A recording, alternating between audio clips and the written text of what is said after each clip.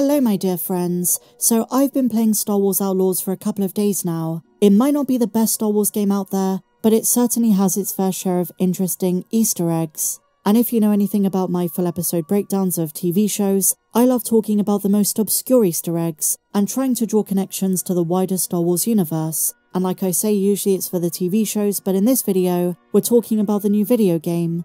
I have to admit, the first part of the game was a bit of a drag. It took me longer than most to really get into it, but it turns out, before you leave Canto Bight, the planet Kay Vess is from, there is a massive Mandalorian Easter egg that I believe sets up and connects to the Mandalorian and Grogu movie further down the timeline. This game takes place earlier on, between the events of The Empire Strikes Back and Return of the Jedi. Boba Fett does make a cameo in this game, as well as Jabba the Hutt, Lando Calrissian. There are certainly other original trilogy connections, but generally speaking, the video game lets those characters breathe. There is one original trilogy reference, which is sure to piss off quite a lot of fans. We all know the Han shot first debate. While they've gone with a special editions version, obviously they have to stay true to the canon that George Lucas set up. And one of the biggest changes he made is that Greedo shot first, and you can still see the blaster mark on the wall in the Mos Eisley Cantina. If you're playing this game and you go to Tatooine, be sure to check it out. But there is one detail, one artifact, that holds the key to the future of Mandalore, and something the armor teased in the Book of Boba Fett. The Easter egg in question can be found earlier in the game when Kay Vess is still on Canto Bight, infiltrating Slyro's mansion and breaking into the vault. On your way to the control room, you'll come across some of Slyro's most valuable possessions. Just like any wealthy leader of a syndicate, most of these are just pricey antiques and just trophy relics. And at the very end of the corridor, there is something massive that caught my attention. A circular rune-inscribed stone with notable Mandalorian connections. It's a Mandalorian prophecy stone, and it was shocking seeing images relating to Mandalore's past, but also predicting its future. Let's take a look at some of these inscriptions. The stone was crafted a millennia ago. Here in the center we can see the helmet of Tar Vizsla, the first Mandalorian Jedi, and above him, the Darksaber, which has now been destroyed. In addition to this, my dear friends, we see the signet of Clan Mudhorn, Mando and Grogu, which incidentally wouldn't be crafted until years after the game takes place. And right next to the Mudhorn sigil is the Mythosaur, and I don't think it's a coincidence. In Season 3 we've only seen it underwater, but these beasts were of gigantic proportion. I mean, we're literally talking about 50 feet in length. Could you imagine this thing rising out the water and seeing this on the big screen? Its yellowish scaly skin with black eyes, 2 large horns on the side of its mouth. That could be epic. To be realistic, this was just a fun Easter egg thrown in by the game's developers and doesn't mean anything. But to have more fun with it, in universe, it could be a prophecy stone, predicting the clan of 2, and connecting them to the prophecy of the Mythosaur the armor spoke about in the Book of Boba Fett. The Mythosaur rising up to herald a new age. The Mythosaur is engraved on this stone, and we saw it twice under the Living Waters in the 3rd season. Bo-Katan saw it, and so did Din Grogu. And yes, my dear friends, that is his new name. They've even started putting it on the merch. So I do think Dave Filoni and Jon Favreau want to connect Grogu to the Mythosaur prophecy, and this could be the biggest hint. Is the Mandalorian and Grogu going to return to Mandalore, the United Planet, or the United Clans, and under the waters still resides the Mythosaur? And now that Dathomir poses a threat, with Thrawn having returned, and Dathomir is close to Mandalore, is the Mythosaur going to rise up? And is Grogu going to have a connection to it, the way he has an affinity and connection to many creatures? In the episode of the Book of Boba Fett titled Return of the Mandalorian, fans complained Din Djarin stole Boba Fett's show, but setting that criticism aside, it was also a very important episode for a prophecy they're now hinting at again. The armor mentions the songs of eons past, foretelling of the Mandalorian's legendary Mythosaur rising up to usher a new age for the planet. And while the Mandalorian's 3rd season did show us a new dawn, there is still more danger to come, and the Mythosaur might not rise up until the end of the Jon Favreau movie in 2026.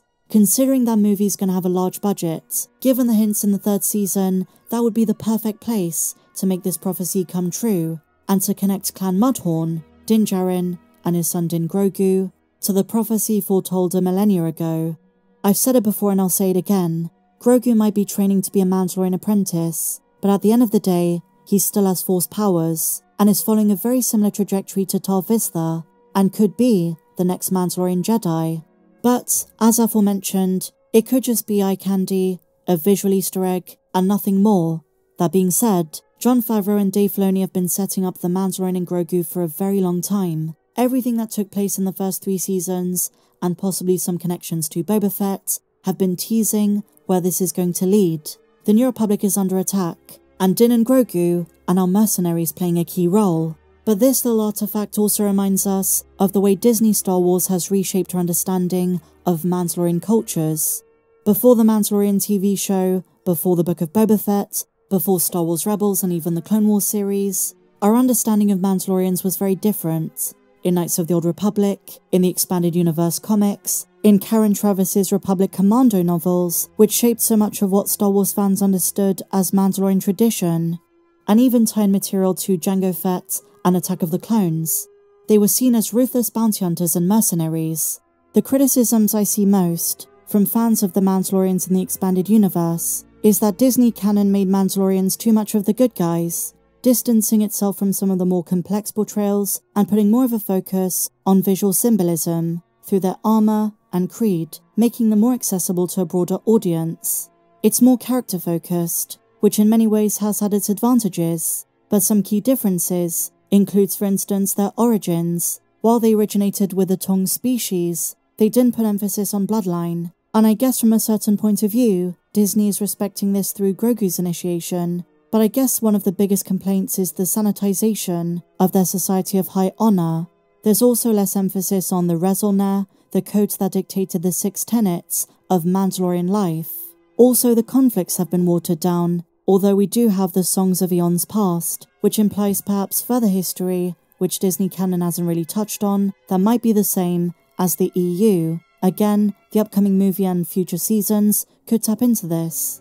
Dave Filoni's contributions and changes are pretty significant. He introduced very different factions to the ones we knew: pacifist Mandalorians, new Mandalorians led by Duchess Satine, and more traditional clans like Death Watch. This showed that Mandalorians were not monolithic, but people with different political views, aspirations, societal structures, and the Mandalorian TV show took this further and showed us even more orthodox sects. For instance, the introduction of the Way. The creed and phrase, "This is the way," became central to understanding the culture of the Children of the Watch. It demonstrated one offshoot's way of life as a strict code of honor, where individuals follow a set of rules, cut off from other Mandalorian traditions, including never removing their helmets in front of others, which was an interesting concept for the show.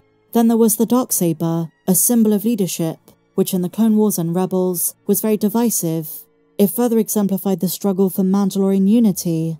Ongoing conflicts about Mandalorian society, who should lead.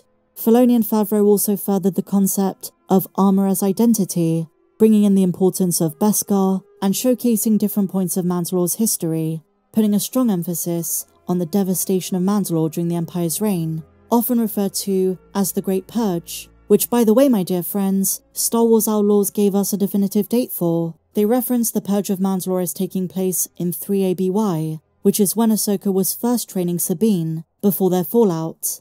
This was a really tragic event. As confirmed in Ahsoka Season 1, Sabine lost her family, and The Mandalorian Season 3 gave us some more context of what happened between Bo-Katan and the Empire, reframing how we saw those events. So as I say, my dear friends, does this Easter egg connect to The Mandalorian and Grogu? Is it a deliberate foretelling of a prophecy that is going to manifest in Jon Favreau's movie? Let me know your thoughts in the comments down below. And if you enjoyed this video, please be sure to give me a big fat thumbs up, subscribe if you're new, check me out on socials, and may the Force be with you, always.